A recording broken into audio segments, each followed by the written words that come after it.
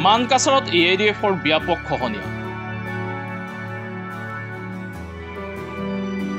AIDF ত্যাগ কৰি শ শ ৰাইজৰ কংগ্ৰেছত যোগদান।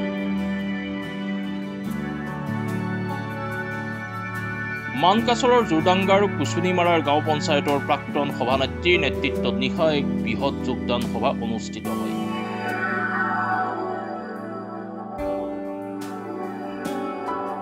জোৰডাংগাৰ কুচুনিমাৰাৰ গাঁও পঞ্চায়তৰ প্ৰাক্তন সভানেত্ৰী বিউটি হালিমাৰ বাসগৃহত এই যোগদান সভাৰ অনুষ্ঠিত হয়।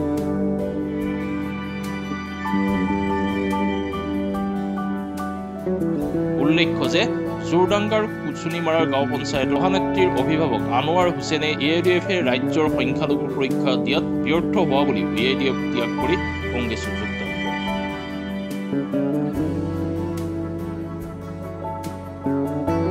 অসম প্ৰদেশ কংগ্ৰেছৰ সংখ্যালঘু বিভাগৰ উপাধ্যক্ষ মহিবুৰ ৰহমান বাপ্পীৰ উপস্থিতিত এই যোগদান সভাৰ অনুষ্ঠিত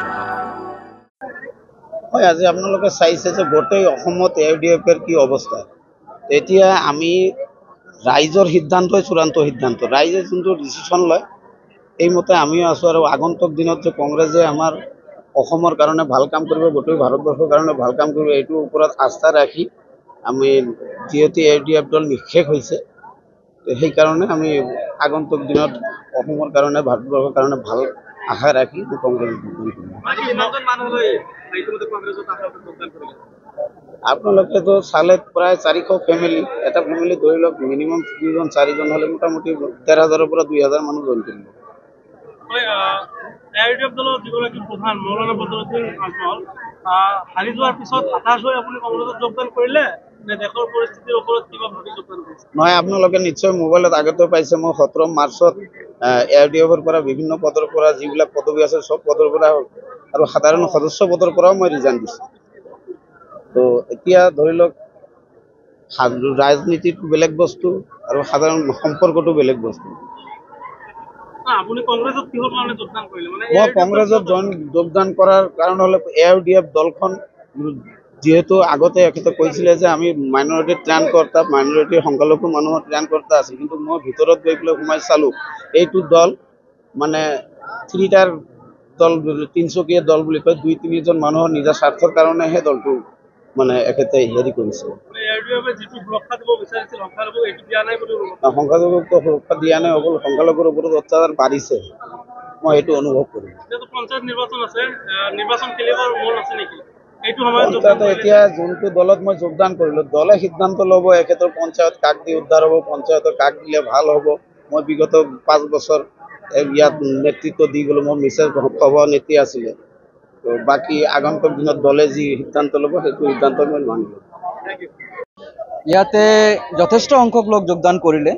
ইয়াৰ আগতে আপোনালোকে দেখিছে যে আমাৰ MP ইলেকশ্যনৰ যিটো ৰেজাল্ট আমি পালোঁ, তো সেই ৰেজাল্টে দেখুৱাইছে যে মানুহ আজি কংগ্ৰেছৰ প্ৰতি ধাউতি মেলিছে, কংগ্ৰেছৰ প্ৰতি আগ্ৰহী হৈ আছে।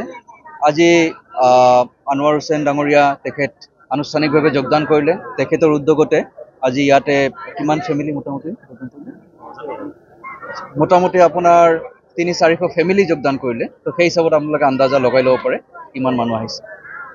তেখেত ইয়াৰ এজন প্ৰধান লোক, তেখেতে যথেষ্ট সহায় সহযোগিতা কৰি থাকে লোকসকলক, আৰু তেওঁৰ নেতৃত্বত আজি যথেষ্টখিনি লোক যোগদান কৰিলে। আমাৰ কাৰণে, কংগ্ৰেছ দলৰ কাৰণে এটা সুখৰ কথা।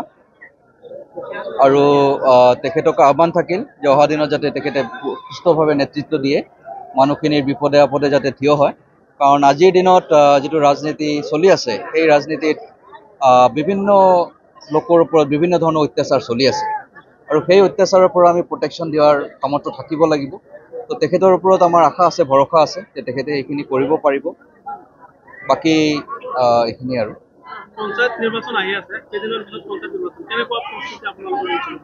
পঞ্চায়ত নিৰ্বাচনৰ প্ৰস্তুতি আমাৰ চলি আছে, ডেলিমিটেশ্যন এতিয়া চলি আছে। আমি তাৰ ওপৰত তীক্ষ্ণ দৃষ্টি ৰাখিছোঁ, কাৰণ বিজেপি চৰকাৰে ইতিমধ্যে যেনেকুৱা দেখা গৈছে যে সমষ্টি লেভেল ডেলিমিটেশ্যন সিহঁতে নিজৰ সুবিধা মতে ভগাই ভগাই লোৱাৰ চেষ্টা কৰিছিল। এইবাৰো আমাৰ পঞ্চায়ত ডেলিমিটেশ্যনত তেখেতসকলে নিশ্চয় তেনেকুৱা চেষ্টা কৰিব। কিন্তু যিমানে চেষ্টা নকৰক, আমি সূক্ষ্ম দৃষ্টি ৰাখিছোঁ কেনেধৰণে আমি ঠিকভাৱে কৰাৰ কাৰণে প্ৰচেষ্টা চলাম। আৰু লগতে যিমানে প্ৰচেষ্টা নকৰক, এইবাৰ কংগ্ৰেছ দল জয়ী হ'ব, আৰু বিজেপি বা এজিপি চৰকাৰ বা AIDF ইয়াতে ভাল ফলাফল দেখুৱাব নোৱাৰে সেইটো আমি নিশ্চিত।